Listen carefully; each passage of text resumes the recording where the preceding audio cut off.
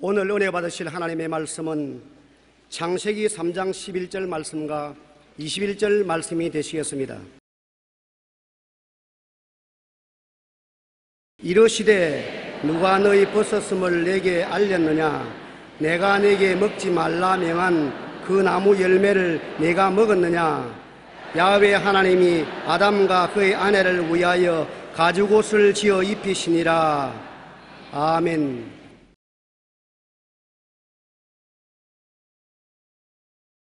무화과나무 잎의 옷과 가죽옷이라는 제목으로 오늘 은혜의 말씀을 나누겠습니다. 인간의 문명은 의복의 문명이라고 칭해도 무리는 아닐 것입니다. 각 나라는 그 자연 환경과 문화적 배경에 따라서 각각 다른 옷을 입고 있습니다. 옷을 보면 그 나라 사람들이 아프리카에 속했는지 구라파에 속했는지 중동 사람인지 일본 사람인지 한국 사람인지 쉽게 알 수가 있습니다. 저는 옷이라고 말하면 항상 잊어버리지 않은 것이 있습니다. 제가 자라난 그때는 1930년대니까 그때는 우리 한국이 일제 강점하에 있었고 굉장히 가난하고 헐벗고 굶주릴 때였습니다. 더구나 농촌에 삶은 원시시대와 같았습니다. 그런데 내가 5살인가 6살쯤 되었을 때 우리 어머님께서 큰 마음을 잡수시고 저를 장터에 데리고 가서 난생 처음으로 멜빵을 걸친 양복을 하나 사주셨어요. 처음 옷을 입어봤었습니다. 그래서 그걸 입고서 집으로 오는데 발이 땅에 닿는지 안 닿는지 알 수가 없어요. 너무 좋아서. 그래서 그 멜빵을 메고 그냥 있을 수가 없어서 자랑하러 나갔습니다. 일꾼들이 밭에서 일하는 데 가서 제가 옷을 이렇게 하면서 내 옷 좀 보래, 내 옷 좀 보래. 그러니까 그 일하는 일꾼들이 다 와, 어떻게 그렇게 좋은 옷을 입었냐. 그때 양복을 보기는 눈 닦고도 볼 수 없을 때였었습니다. 어떻게 그렇게 좋은 양복을 입었냐. 그러니 더 신바람이 나서 자랑하러 멀리까지 갔다가 그만 화장실에 가고 싶은데 평생에 그런 양복을 입어본 적이 없었기 때문에 어떻게 벗는지를 알 수가 없었어요. 그래서 불이 나게 집으로 뛰어오는데 시간이 지나서 그만 실례를 해버리고 말았습니다. 어머니에게 부엌에 끌려가서 부적갱이를 얼마나 얻어맞았는지 말도 다 못합니다. 그 다음에는 어머님께서 그 양복을 안 입혀주셔요. 옛날에 입던 삼배로 만든 헐무리한 벤티 하나만 입혀주시지 그 위엔 옷을 안 입혀주셨어요. 그래서 옷이라고 말하면 그 양복이 늘 기억이 나면서 그거 다시 한번 입어봤으면 좋겠다 그런 생각이 납니다. 창세기에 최초로 아담과 하와가 입은 옷에 대한 이야기가 성경에 기록되어 있는데 그 이야기를 보면 참 재미가 있습니다. 처음 아담과 하와가 지음을 받았을 때는 죄를 짓지 않은 하나님의 형상과 모양대로 존재했기 때문에 영광이 충만했습니다. 하나님의 영광으로 옷 입고 있어서 벌거벗지 않았습니다. 오늘날도 그래요. 여러분, 사람들이 은혜가 충만하고 성령이 충만한 사람이 얼굴에 광채가 나고 온몸에 하나님의 영광이 같이 임하신 것을 보면 그 사람이 굉장히 영광스럽게 보이고 찬란하게 보이는 것처럼 아담과 하와는 하나님의 영광으로 옷 입고 있었기 때문에 그들은 조금도 벌거벗지 않았습니다. 그런데 선악과를 따먹고 범죄하고 하나님께로부터 멀어지자마자 가장 처음 느낀 것이 하나님의 영광이 떠나가 버리고 마는 것입니다. 하나님의 영광이 떠나가자 그들이 스스로 보니 벌거벗은 존재를 발견했습니다. 아담이 자기가 벌거벗은 거 놀랐습니다. 하와도 자기가 벌거벗은 거 놀랐습니다. 그래서 할 수 있는 것이라는 것은 무화과 나무 잎이 넓적넓적하게 나무에 피어 있으니까 나무 잎사귀를 뜯어서 앞치마를 만들어서 입었습니다. 근데 무화과 앞치마가 햇빛만 뜨면 말라서 쪼글쪼글해져 버립니다. 그런데 또 무화과나무 잎사귀를 가지고 옷을 만들어 입고 또 쪼글쪼글해지고, 그래서 도저히 부끄러워서 에덴 동산을 거닐 수가 없어서 숨었습니다. 그런데 동산에서 하나님의 음성이 들려왔습니다. 아담아, 아담아, 내가 어디 있느냐? 굉장히 감격적인 말입니다. 여러분, 아담과 하와가 범죄했으면 아담과 하와가 하나님께 뛰어가야죠. 하나님 말씀을 거역하고 선악과를 따먹고 그 결과로 영광의 옷이 날아가 버리고 빨가벗었습니다. 살려주십시오. 그런데 오히려 하나님의 낯을 피하여 숨었습니다. 벌거벗음으로 형벌을 두려워해서 숨었습니다. 아담과 하와를 찾은 것은 하나님이었습니다. 아담아, 아담아, 내가 어디 있느냐?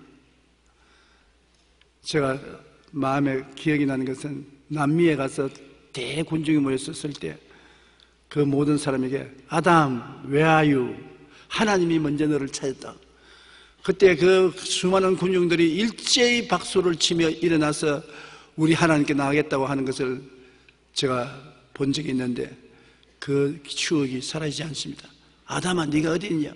오늘 여러분이 이 자리에 오게 된 것도 하나님이 여러분을 찾았기 때문에 와 계신 것입니다. 여러분이 하나님을 찾아 나온 것 아닙니다. 하나님이 아담아, 내가 어디 있느냐? 여러분을 먼저 부르시고 찾아서 그 음성에 끌려 나온 것입니다. 여러분이 하나님을 먼저 사랑한 것이 아니라 하나님이 여러분을 먼저 사랑하신 것입니다. 하나님의 영광을 잃어버리고 하나님을 피해서 숨었을지라도 하나님은 버리지 아니하시고 찾으시는 하나님이신 것입니다. 왜 아담과 하와가 숨었느냐 하면 벌거벗고 나면 두렵지 않습니까? 사람들이 보면 수치스러우니까. 수치스러움과 두려움에는 심판이 있기 때문에 그런 것입니다. 오늘날도 마음이 떳떳하면 두려울 것이 없어요. 두려울 것이 없으면 사람들 앞에서 숨을 필요가 없습니다. 그러나 양심에 벌거벗으면 두렵습니다. 사람들 앞에 설 수가 없습니다. 불안합니다. 될 수 있으면 피하려고 하는 것입니다. 그게 사람의 본능인 것입니다. 우리가 죄가 없으면 언제나 굉장히 담대하고 당당할 수가 있는 것입니다. 그런데 하나님께서는 아담과 하와가 벌거벗으니까 너희 벌거벗은 그대로 살아라, 그대로 나가라, 내버려 놓지 아니하시고 그들을 불쌍히 여기사 짐승을 잡아서 피를 흘리고 가죽을 벗겨서 가죽옷을 만들어서 입혔습니다. 제일 처음 가죽옷을 입은 사람이 아담과 하와입니다. 아담과 하와가 가죽옷을 입고 에덴을 나갈 때 이제는 무화과나무 잎처럼 구겨질 것을 걱정할 필요가 없었습니다. 햇빛이 나도 능히 그를 개항할 수 있는 옷이 되었던 것입니다. 저주받은 거친 환경과 기후에 몸을 보호할 수 있는 가죽옷이었습니다. 오늘 이 이야기는 굉장히 상징적인 의미가 있는 것입니다. 인간이 하나님을 떠나 지어 입은 옷은 벌거벗은 수치와 절망을 피해보려는 노력의 일환인 것입니다. 인간은 윤리와 도덕적인 행위의 의복을 만들어 입습니다. 마음속에 어찌한지 죄책을 가리우고 정죄를 가리우고 싶은 마음이 있어서 의로운 행위를 가지고 이것을 덮어보려고 애를 쓰는데 의로운 행위로서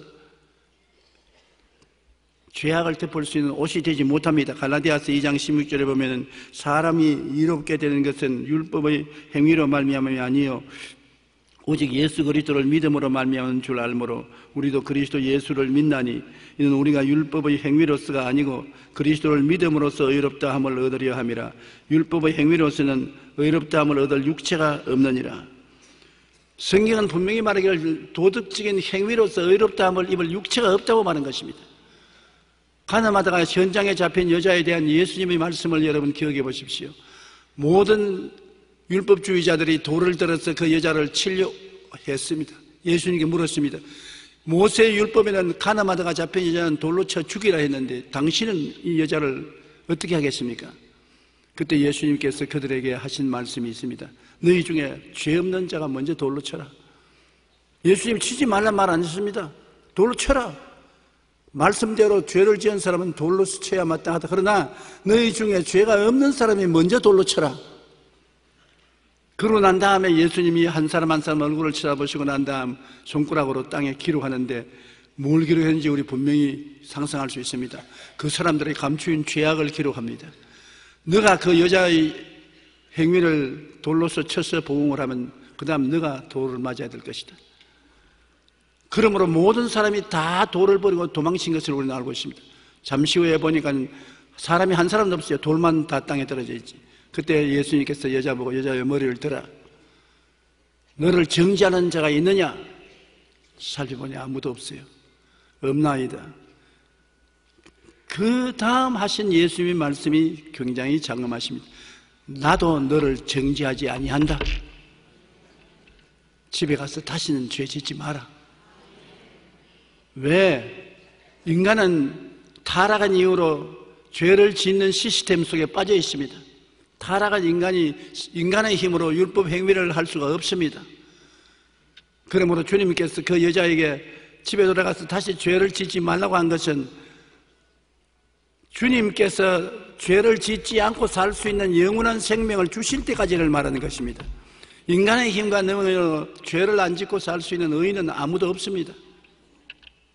어떤 사람이 저보고 얼마 전에 그 이야기 했어요. 교회 나오니까 목사님 난 죄를 너무 많이 지어서 교회 못 나갑니다. 교회는 다 의롭고 깨끗한 사람이 나가지 나 같은 죄인이 어떻게 나갑니까? 죄를 좀 청산하고 세상에서 죄 없이 살 수 있는 처지가 되면 교회 나가겠습니다. 그래서 내가 그분 보고 참 생각을 잘못하셨다고.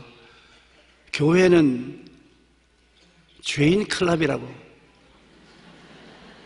클럽은 뭐합니까? 사람들이 가서 차도 마시고 술도 마시고 교제도 하는 것이 클럽인데 교회는 바로 죄인 클럽이라고.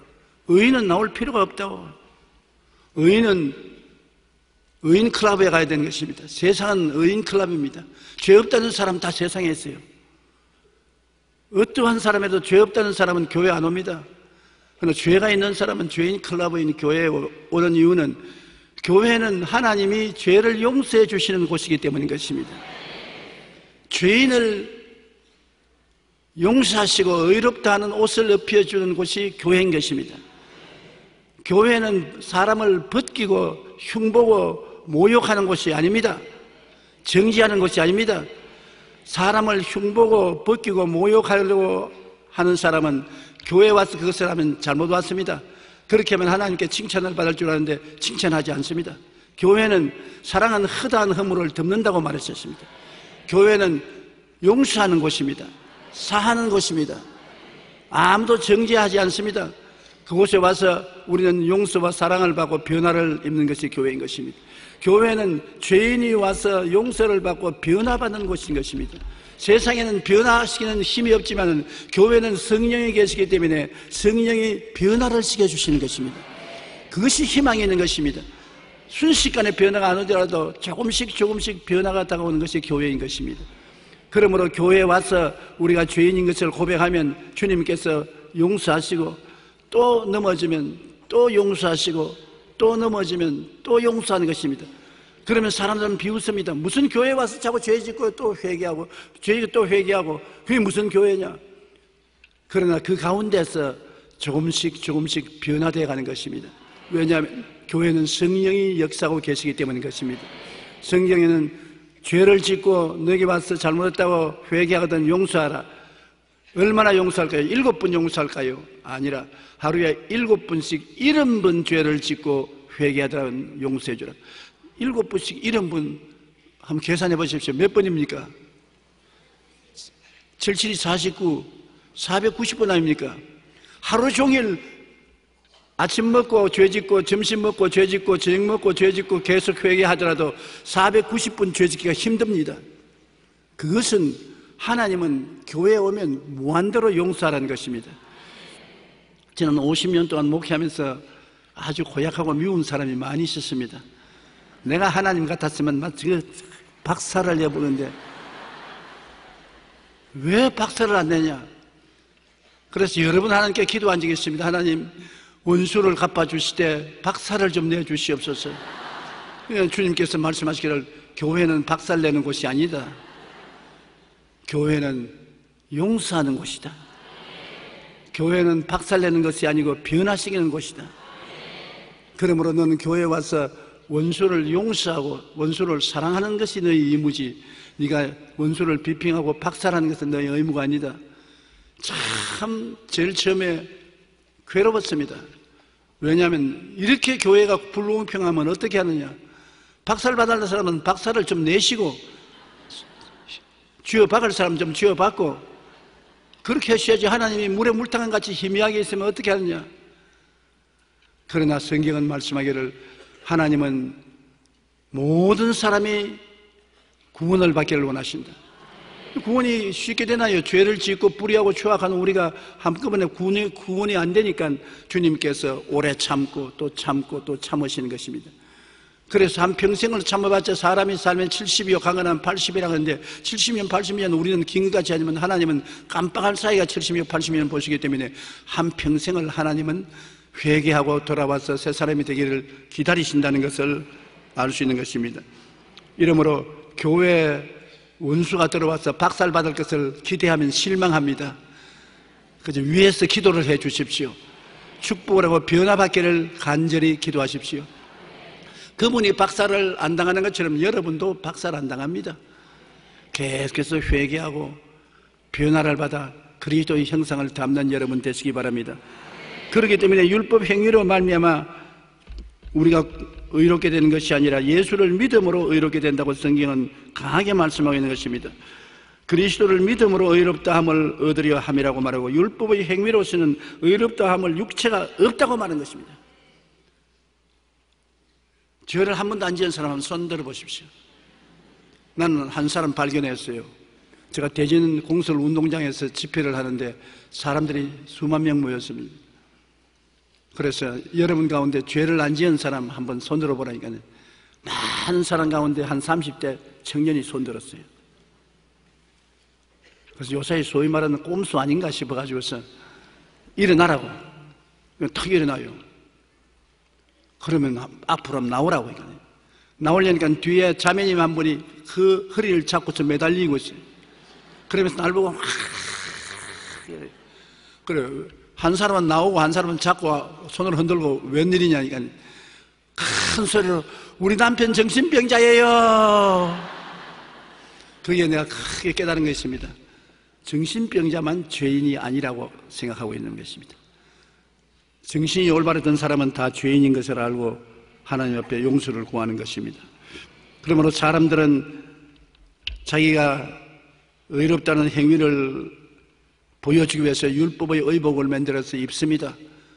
그러나 그것이 이롭게 만들지 않습니다. 그리고 또 사람은 인간의 삶의 의미를 쫓는 바벨탑의 의복을 지어서 입습니다. 하나님 없이 인본주의로 삶의 의미를 발견할 수 없습니다. 그럼에도 불구하고 인본주의로 큰 사업을 해서 그것으로서 자기 이복을 삼고 자기 자랑으로 삼습니다. 바벨탑은 어떤 것입니까? 신할 땅에서 그들이 모여가지고서 벽돌을 만들어서 탑을 쌓되 하늘에 닿게 쌓아서 자기 이름을 내고 다시 홍수가 나도 물에 빠져 죽을 이유도 없고 그 성에서 함께 모여서 하나님 없이 즐겁게 살지 않은 것입니다. 그러나 바벨탑은 결국 실패하고 말한 것은 하나님이 흩어서 살으라고 했지 한데 흉악하게 뭉치라고 말 안 했었습니다. 그래서 하나님께서 성을 지을 때 말을 바꾸었었습니다. 혼잡하게 말을 바꾸니까 벽돌을 올리려는데 지프를 올리고 지프를 올리는데 나무를 올리고 말이 안 통하니까 바벨탑을 쌓지 못하고 무너지고 다 흩어져 버리고 말한 것입니다. 사람들은 하나님 없이 탑을 하늘에 닿게 하여 이름을 내고 온 지면의 흩어짐을 면하기를 원하고 있는 것입니다. 그러나 하나님 없는 여러분 모든 인생의 교만은 자기에게 영광스러운 옷이 되지 못합니다. 야훼께서 집을 세우지 아니하시면 세우는 자의 수고가 헛됩니다. 야훼께서 성을 지키지 아니하면 바스꾼의 경성함이 헛삽니다. 아침에 일찍 일어나고 저녁에 늦게 누우며 수고의 떡을 먹으면 헛됩니다. 모든 일에 하나님이 도와주셔야 되는 것입니다. 사람이 계획을 아무리 세봐도 하나님이 축복 안 해주시면 그 계획이 성사되지 않습니다. 북한이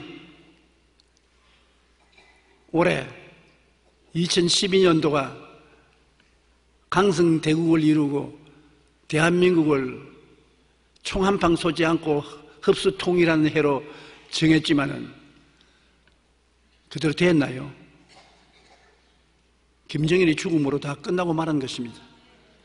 다 계획을 세워놔도 그 계획을 세운 사람이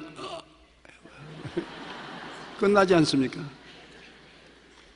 하나님을 모시고 일을 하면 그것이 영광의 옷이 되는 것입니다. 하나님 없이 인간의 수단과 방법으로 아무리 옷을 지어 입어도 영광이 되지 못합니다. 더러운 옷이 되고 마는 것입니다. 수치스러운 이복이 되고 마는 것입니다. 그러므로 여러분, 하나님 없는 인간의 모든 노력은 바벨탑으로 지칭되고 마는 것입니다. 헛되이 허물어지고 마는 것이 되고 마는 것입니다. 인간은 또한 죽음을 이겨보려고 각종 종교적인 의복을 만들어 입습니다.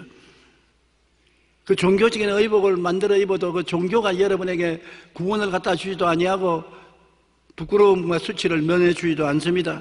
사람이 한 번 죽는 것은 정한이지요. 사람에게 정해진 것이요. 그 후에는 심판이 있습니다. 우리가 왜 예수를 믿습니까? 종교적인 의복을 갖다 입어도 그것은 곧 낡아지고 없어지는 것뿐이고 종교적인 의복이 우리에게 생명을 갖다 주지 못합니다. 종교적인 수양과 도덕과 노력으로 우리가 의롭게 됩니까? 안 되잖아요. 그러나 하나님께서 의복을 우리에게 입혀주셔야 되는데 그 의복이 바로 예수 그리스도의 십자가 보혈로 값주고 산 의복을 우리가 입어야 되는 것입니다. 나의 죄를 씻기는 예수의 피밖에 없네. 다시 정케하기도 예수의 피밖에 없네.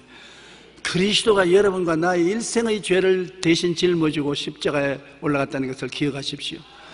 일생의 죄라는 것은 내가 어머니 뱃속에서 태어날 때부터 시작해서 죽은 무덤에 들어갈지 한평생의 모든 죄를 뭉뚱그려서 주님이 청산하는 것입니다. 그러므로 이미 과거에 지은 죄도 주님 청산하시고 지금의 죄도 그리고 장차 죽기 전에 지을 죄도 다 주님이 청산하신 것입니다. 그렇기 때문에 예수 믿으면 용서와 의를 얻는다는 것은 주님께서 다 이루어 놓았기 때문에 값없이 선물을 받는 것입니다. 선물이라는 것은 여러분 공짜로 받는 것이지 선물은 대가를 주고 받는 것이 아닌 것입니다.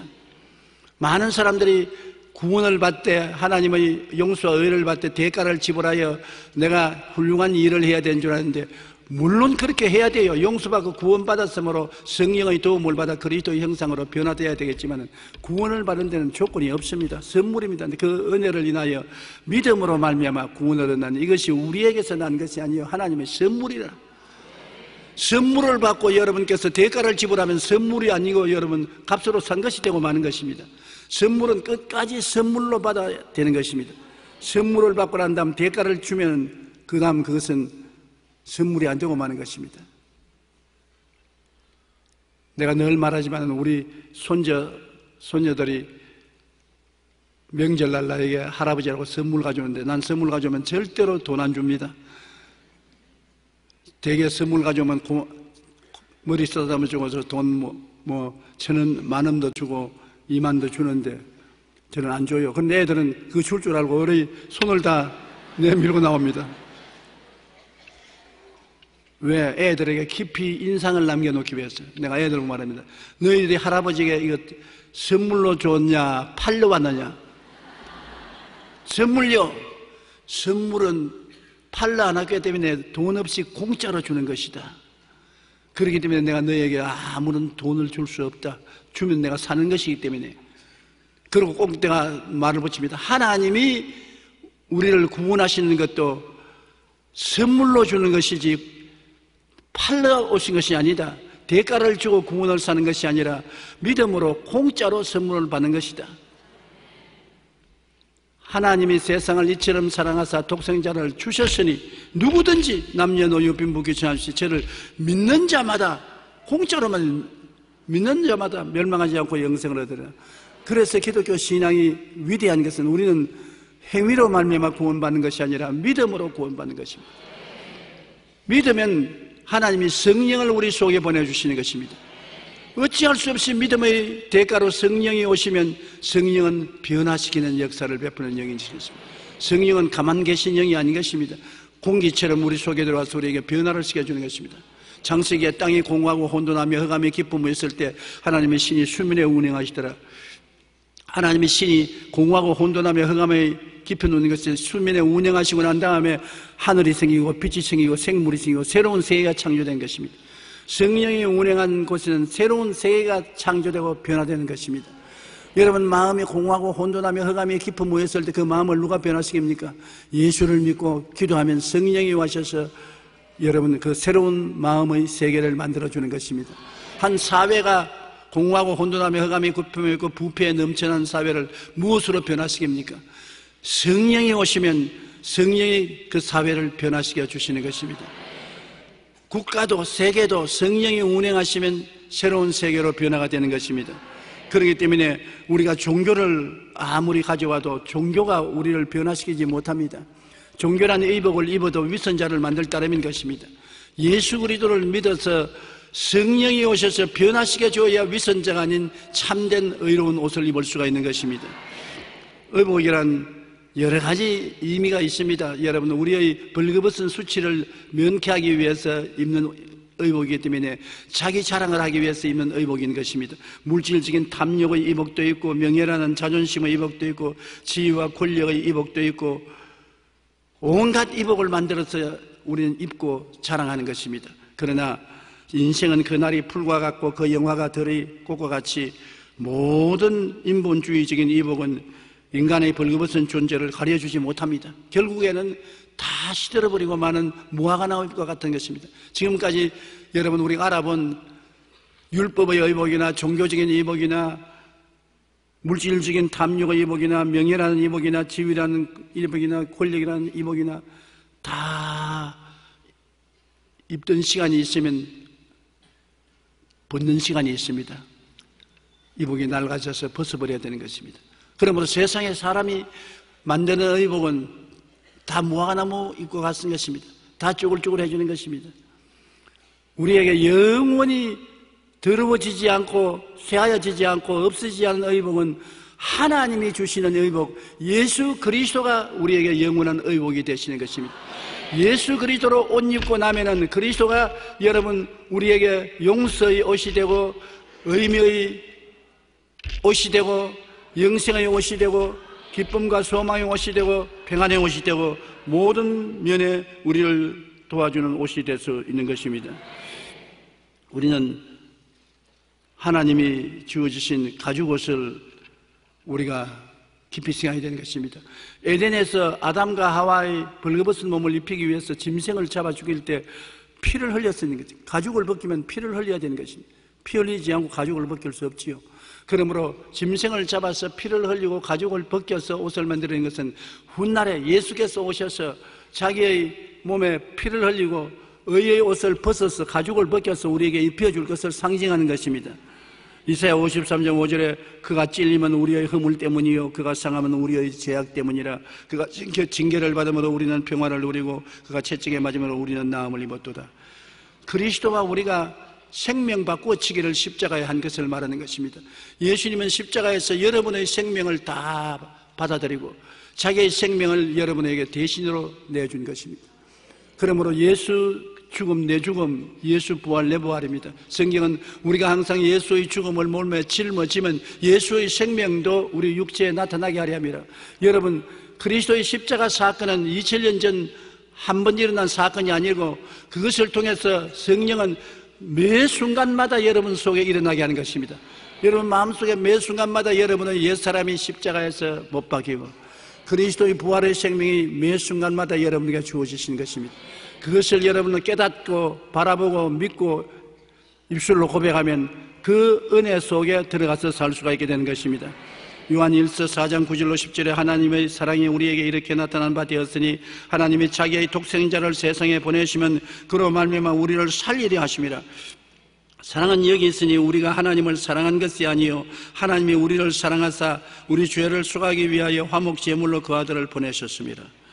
하나님께서 우리를 살리기 위해서 그 독생자를 보내셔서 십자가에 못 박은 것이지 우리를 죽이기 위해서 한 것이 아닙니다.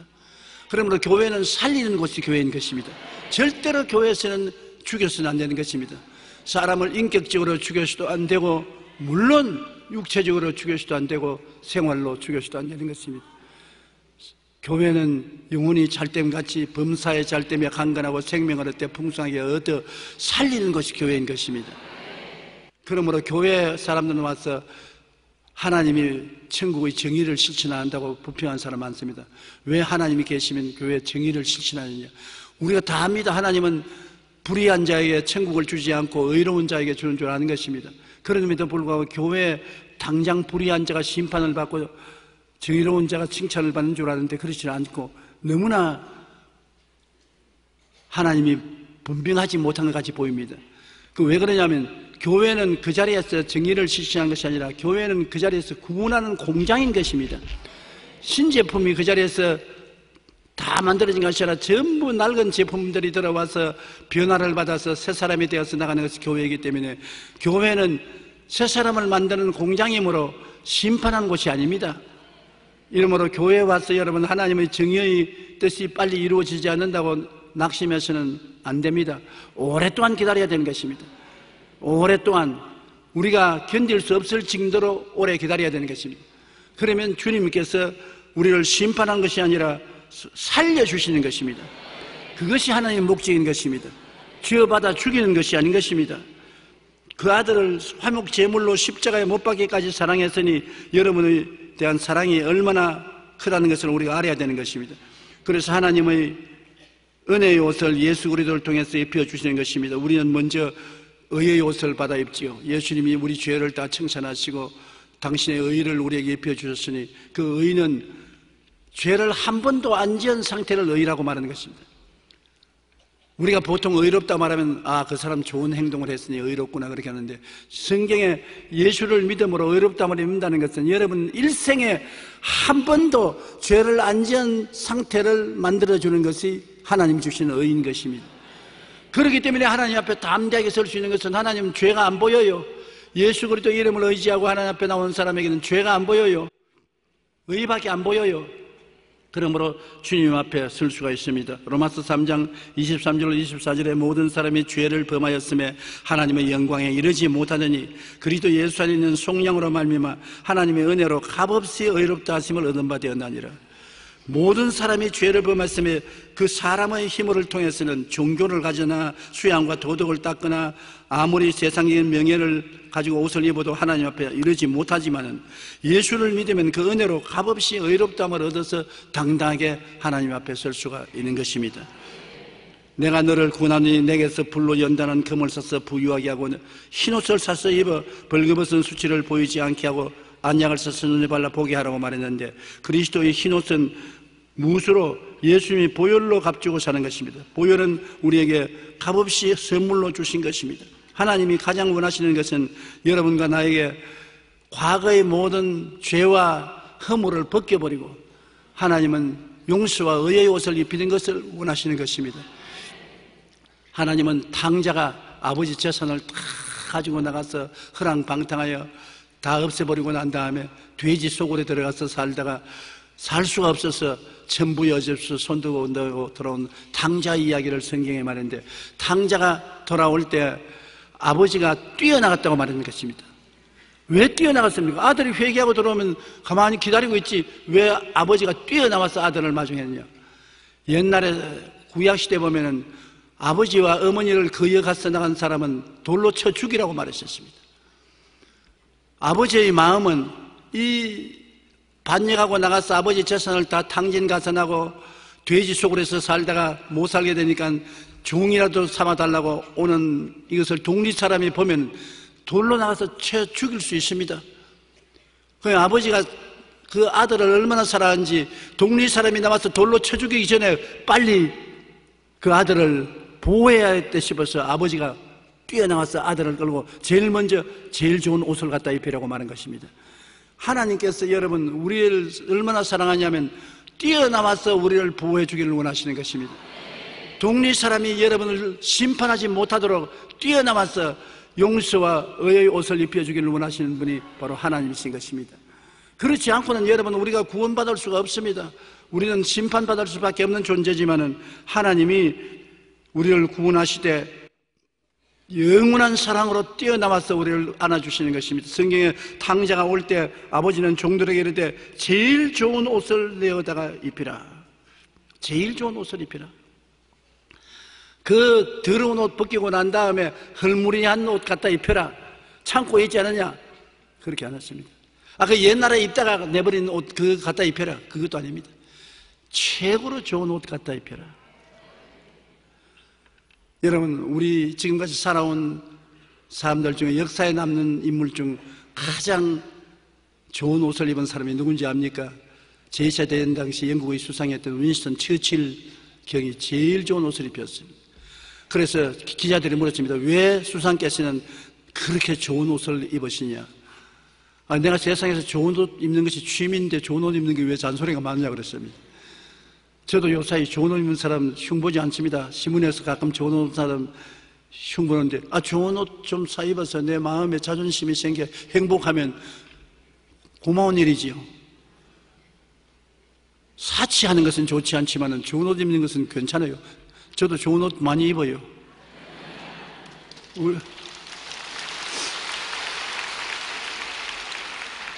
우리 하나님 아버지께서 죄인이 돌아오실 때 제일 좋은 옷을 입히라고 말한 것입니다. 여러분, 인생도 제일 좋은 삶을 살면서 남에게 나누어 주는 것이 자본주의지, 무조건 하고 돈 많고 성공한 사람은 나쁜 놈, 도둑놈으로 만드는 사회는 자본주의가 아닙니다. 이 세상에 부자가 된다는 것이 쉬운 일입니까? 눈물과 피와 땀으로 돈을 모으는 것이 부자가 되는 것인데, 부자를 쥐어박으면 안 되는 것이, 다 부자가 될 능력은 없습니다. 사람이 다 부자 될 능력이 있어요. 어떤 사람은 부자가 되어서 사업을 일으켜서 많은 사람 고용을 해줘야 될 사람이 반드시 필요합니다. 그래서 어떠한 사람은 크게 성공을 한 사람이 있고, 다른 사람은 그 밑에서 월급을 받아 먹을 사람이 있습니다. 많은 기업가들이 생겨나서 많은 사람에게 일자리를 줘야 그 나라가 잘 사는 것입니다. 그런데 기업가들이 일어나면 그 모두 도둑놈이라고 때려서 잡아버리면 나라 경제가 어떻게 되는 것입니까? 공산주의가 이 지구상에서 어느 곳에 가나 실패하는 이유는 잘 사는 사람 때려잡고 난 다음 다 똑같이 나누어 가지자. 똑같이 나누어 가지니까 똑같이 거지가 되고 마는 것입니다. 다 같이 부자가 안 돼요. 우리 가만히 주변을 살펴보십시오. 하나님이 특별한 달란트를 주어서 사업을 잘하고 부자가 될 수 있는 사람을 보내기도 하고, 그 부자가 된 사람들의 의지에서 먹고 살 사람도 이 세상에 보내시는 것입니다. 그러므로 필요한 것은 뭐냐면, 하나님께서 부자를 만들어 주시거들랑 그가 혼자 그거 가지고 먹고 살면 안 되고 그것을 나누어서 같이 살자는 것입니다. 하나님께서 축복을 해주시면 나누어서 살자. 우리 여의도 순복음교회가 하나님께 축복을 받아 세계 최대의 교회가 되었는데, 그대로 자랑하면 어떻게 합니까? 우리는 우리 제자들과 19개 교회를 나누고 3,000여 교회를 개척하고 나누는 것입니다. 자꾸 나누어줘야 돼요. 앞으로도 이 교회가 잘 살려면 나누어줘야 되는 것입니다. 우리만 잘 살겠다고 잘 되겠다고 융쳐자고 있으면 우리도 망하고, 우리가 도움을 줘야 될 사람들도 도움을 못 받아서 망하는 것입니다. 영혼이 잘됨같이 범사에 잘되기를 하나님은 원하시는 것입니다. 못되기를 원하지 않아요. 예수 믿고 난 다음 영혼도 잘되고 범사도 잘되고 강건해지기를 원하는 것입니다. 그래서 모든 일에 항상 모든 것이 넉넉하여 모든 착한 일을 넘치게 하려 하는 것입니다. 그걸 가지고 착한 일을 하라는 것입니다. 그것이 모두 다 못되게 만들고 모두 다 망하게 만들고 다 똑같이 거지로 만드는 것이 우리 신앙생활이 아니고 그것이 자본주의 사회가 아니라는 것을 저는 알고 있는 것입니다.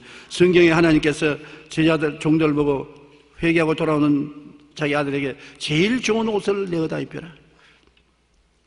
그 하나님은 좋은 것 주시기를 원하시는 것입니다. 너 자녀가 떡을 달라면 돌을 주며 생선을 달라면 뱀을 줄 자가 있겠는가? 너희가 악할지라도 좋은 것 줄 줄 알거든. 하물며 천부께서 구하는 자에게 좋은 것을 주지 않겠느냐? 우리도 자식들에게 좋은 것 주기를 원하는데 하나님이 좋은 것 주기를 원치 않겠느냐? 신앙은 단계가 있어요. 예수 믿고 난 다음에 죄악에서 건진함을 받아서 영혼이 잘 되고 범사에 잘 되고 강건하게 되는 것은 초보신앙인 것입니다. 초보신앙은 우리가 영육간에 이 땅에서 축복을 받아 잘 되고 그 다음 발전된 신앙은 그리스도의 형상을 담는 심한 신앙으로 나누어 주는 신앙인 것입니다. 제일 처음에 잘 되어서 복을 받고 난 다음 그 다음에는 나누어 주라는 것입니다. 내가 가진 것을 남에게 나누어 줘서 나처럼 함께 즐겁게 행복하게 살 수 있게 만드는 것은 그 다음 단계의 신앙인 것입니다.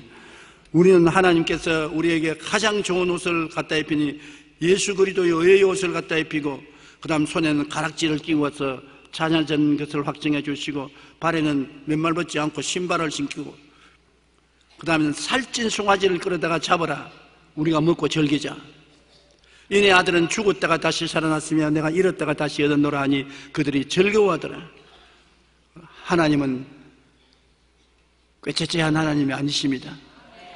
하나님은 여러분이 주님께 나오면 여러분을 예수 그리스도의 피값으로 사서 가장 좋은 의의 옷을 입히시고 성령으로 인을 쳐주시고 여러분의 병을 고쳐주시고 저주를 제하여 아브라함의 복을 주시고 영생 복락을 주시는 하나님이신 것입니다.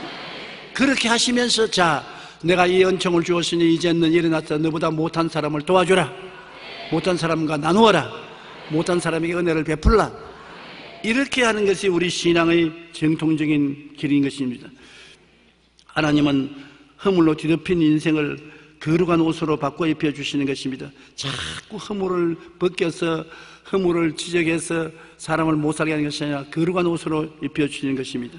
히브리서 10장 10절로 14절에 보면 예수 그리스도의 몸을 단번에 들이심으로 말미암아 우리가 거룩함을 얻었다고 했어요.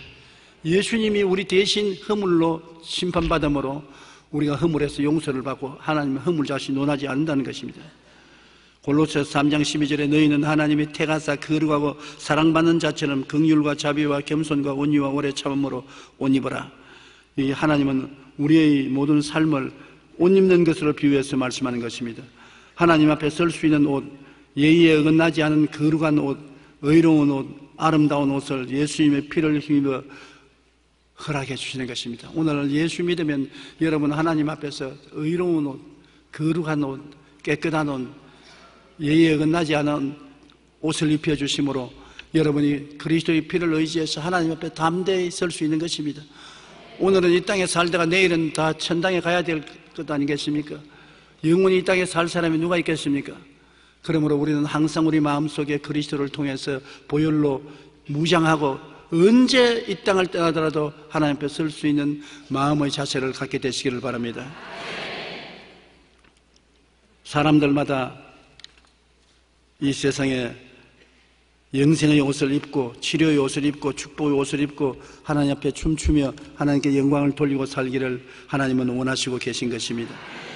무화과 나무 잎으로 옷을 만들어 입은 것은 쉽게 쭈그러지고 낡아지고 사라지지만은 하나님이 주시는 예수 그리스도의 옷을 입은 사람은 영원히 가는 것입니다. 그러므로 예수 그리스도를 통해서 용서와 의의 옷을 반드시 입어야 되는 것입니다. 거룩한 옷을 입어야 되는 것입니다.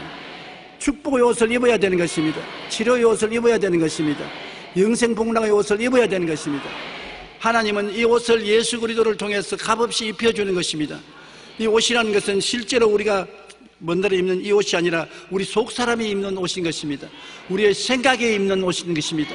우리가 자존심을 가지고 스스로 꿈을 꾸면서 입어보는 옷인 것입니다. 믿음으로 있는 옷인 것입니다. 우리는 입술로 고백함으로 나는 의의 옷을 입고 있다. 나는 거룩한 옷을 입고 있다. 나는 치료의 옷을 입고 있다. 나는 축복의 옷을 입고 있다. 영생복락의 옷을 입고 있다고 시인해야 되는 것입니다. 사람들은 생각하기를 아유 그 말을 믿습니까? 나는 안 믿습니다. 여러분 믿음을 사람들은 오해를 하는데 세상에 있는 믿음은 믿을 수 있는 만한 것을 믿는 것입니다. 합리적이고 논리적인 것을 믿을 때 이 세상에서 말하는 믿음인 것입니다. 아버지와 자식이 서로 믿는 것은 있을 수 있는 일입니다. 부부간에 믿는 것은 있을 수 있는 일인 것입니다. 형제간에 믿는 것은 있을 수 있는 일이고 합리적이고 논리적인 것입니다. 그러나 홍해수가 갈라질 것을 믿는 것은 합리적이고 논리적인 것이 아닙니다. 비합리적이고 비논리적인 비과학적인 것입니다. 죽은 자가 살아나는 것은 비논리적인 것입니다. 그러면 세상에서 믿음이라는 것은 모두 다 합리적이고 논리적인 믿음을 말하지만은 성경에 말하는 믿음은 창조적인 믿음을 말하는 것입니다. 하나님을 믿는 것입니다. 인간으로 할 수 없는 것이 이루어지는 것을 하나님을 믿는 믿음인 것입니다. 그러므로 세상적인 믿음이라는 것은 기적이 없습니다. 하나님의 믿음은 기적이 있는 것은 하나님을 믿고 하나님 말씀을 믿기 때문에 없는 것을 있게 하시고 죽은 자를 살리시는 기적이 일어나게 되는 것입니다. 아유, 그런 믿음은 나는 못 가지고 있습니다. 성경에는 누구든지 이 산들을 명하여 저 바다에 던지라 하고 그것이 이룰 줄 마음에 믿고 의심하지 않으면 그대로 되라는 큰 역사가 일어난다 했는데, 그게 필요한 믿음이 뭐냐? 겨자씨 하나를 만한 믿음만 있으면 그렇게 된다고 말하는 것입니다. 옛날엔 제가 겨자씨를 늘 넣어다니면서 보여주었는데 이제는 자꾸 옷을 갈아입다가 보니까 어디 갔는지 막 흔적이 사라져 버렸어요. 겨자씨 하나를 만한 믿음만 있으면. 그 말은 무슨 말입니까? 우리가 예수를 믿고 하나님 자녀가 되었어도 우리의 가슴 속에 불신앙이 꽉 들어차 있습니다. 여러분 이 자리에 앉아서 아멘 하지만 속으로 안 믿는 마음이 꽉 들어차 있다고요. 그런데 성경은 겨자씨 하나만한 믿음이란 99%의 불신앙이 있더라도 그 중에 1% 믿음만 있으면 된다는 것입니다. 사람이 99%의 믿음을 가진 사람은 없어요.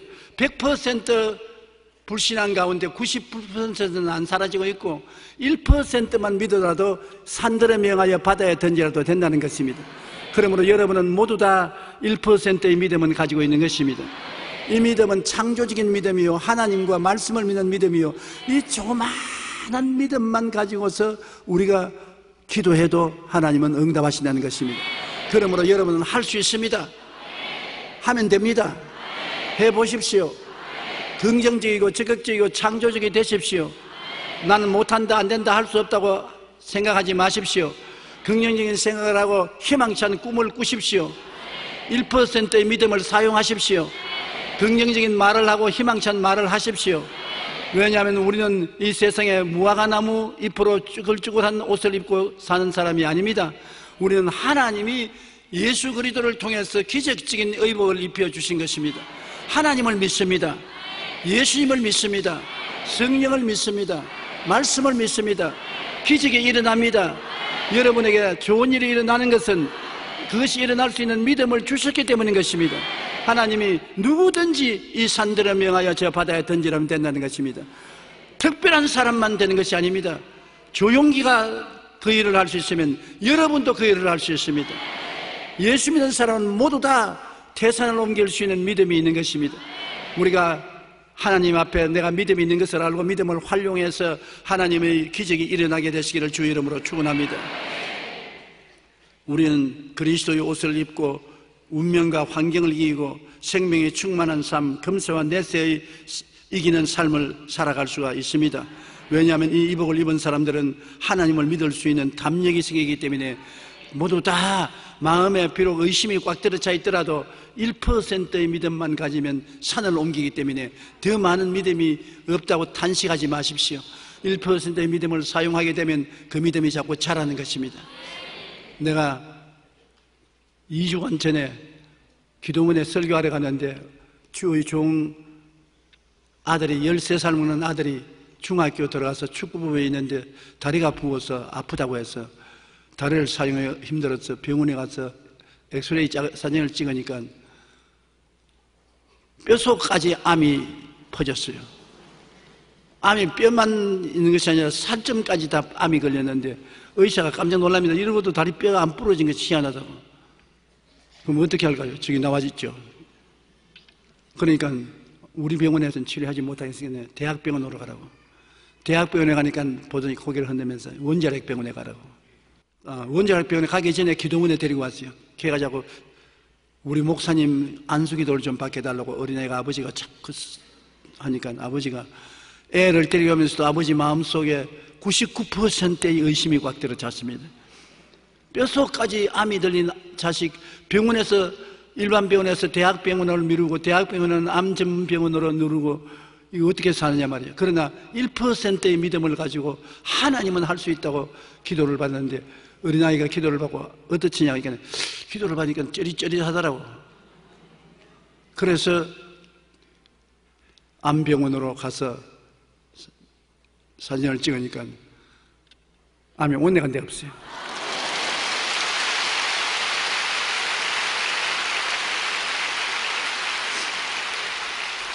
비이성적인 것 아닙니까? 비합리적인 것 아닙니까? 이건 인간적인 세상에서 있을 수 없는 일 아닙니까? 안 믿는 사람들에게 이야기하면 미쳤다고 할 것이 아닙니까?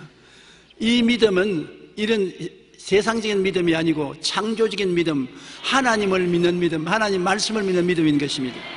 그러므로 하나님을 믿는 믿음에는 여러분 강하고 담대하십시오. 비이성적이고 비합리적이라도 좋습니다. 하나님을 믿는 것은 창조적인 믿음인 것입니다. 죽은 자를 살리시고 없는 것을 있게 하시는 믿음인 것입니다. 그러므로 하나님께서 그런 믿음을 가진 여러분 보시고 내 믿은 대로 될지라고 말한 것입니다. 믿은 대로 되는 것입니다. 오늘 사람들이 이 믿음을 가지고 사용하면 얼마나 많은 태산을 옮기고 성리적인 삶을 살 수 있는 것입니다. 인간적인 믿음은 무화과나무로 짜서 입혀서 자꾸 합리적이고 논리적으로 살려고 하는 사람과는 너무나 틀린 것입니다. 하나님께서 하나님의 아들 예수를 선물로 주셨고 그 선물을 통해서 여러분은 용서받고 의롭다함을 얻고 자녀가 되고 성령 모시고 하나님의 믿음을 사용할 수 있는 사람들이 된 것입니다. 여러분 속에는 하나님이 주신 이 믿음이 있습니다. 창조적인 믿음이 있습니다. 안 믿는 사람과 믿는 사람의 차별이 뭔지 압니까? 안 믿는 사람은 합리적이고 논리적인 믿음이 있지만은 창조적인 믿음은 없습니다. 믿는 여러분은 하나님을 믿는 창조적인 믿음이 있으므로 오늘 이 시간에 이 교회를 떠나기 전에 예수 이름으로 기도하고 나가면 문제가 해결됩니다.